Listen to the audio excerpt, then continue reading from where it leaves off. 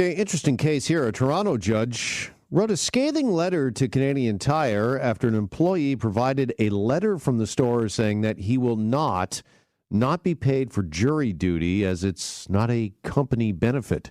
Joining us for more on this now is Stan Fainzilberg. He is the Senior Associate at Samfiru Tumarkin, and he joins us here on Global News Radio 640 Toronto. Stan, good afternoon. Thanks for joining us. Thank you for having me, Jeff.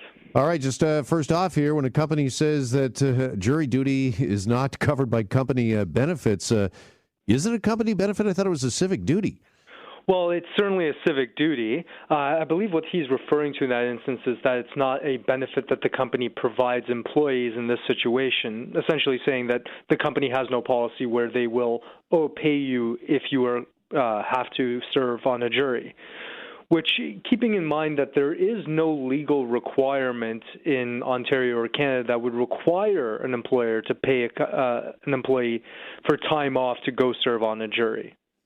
All right. I think that's an eye-opener for a lot of folks. Do most companies or a minority of companies, do they provide pay for those that are called to jury duty? So I think there's certainly the bigger companies, the ones that can afford to do so. Some of them do have policies where they will compensate you in that respect because they, again, can afford to do so. But I would say the vast majority of employers and certainly small businesses don't have any policies that would compensate an employee in this situation. And again, because they probably operate on margins that are far smaller, it probably doesn't make sense for them to instigate such a policy either. All right, if I'm an employee whose company will not cover my wages if I go on jury duty, can I, as a citizen, then request not to be on a jury or say, listen, I can't afford to be here? I mean, you can certainly make an appeal to a judge at the time, but that's not a proper criteria for the court to consider when determining whether any particular individual should be serving on a jury at the end of the day.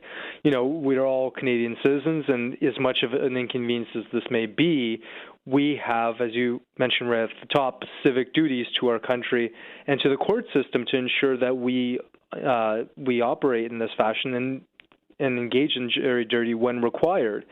And in this instance, it's understandable. It's an inconvenience for anyone who has to go and sit in a jury, especially if you're called and required to be sitting on a jury for a lengthy trial that can last 2 to 3 months. You know, at that point, you're stuck. You have to engage in that process until it's done. Now, there is some compensation that the government will offer people in situations of a lengthy jury sentence. So after 10 days, if somebody sat on jury for over 10 days, on the 10th day onward till the 99th day, you're getting a nominal amount of $40 per day to help cover some of the losses that you're serving by sitting on the jury.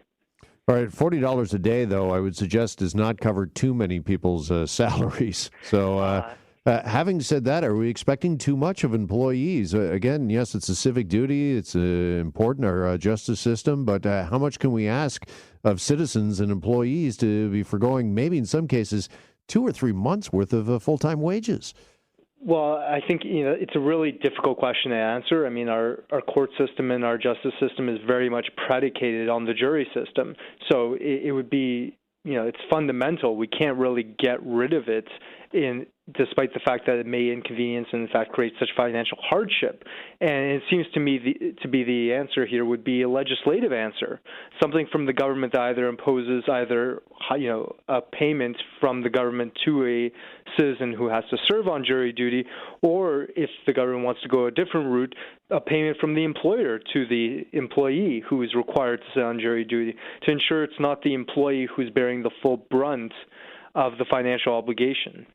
Yeah, finally, here, Stan, on this topic, do you think that that's the reason why this Toronto judge wrote this, what's being called a scathing letter to Canadian Tire after this employee was told that jury duty is not a company benefit, trying to sort of raise the issue that you and I are talking about here on the air? Yeah, absolutely. I mean, I'm sure the judge is more than mindful of the fact that the employer does not have an obligation to provide this payment, and is also mindful that the government, the nominal amount that they provide after 10 days is also significantly insufficient. And so I suspect, as you do, that the idea here was to create some publicity and to shame the employer into paying for jury duty, which he rightfully seems to have done.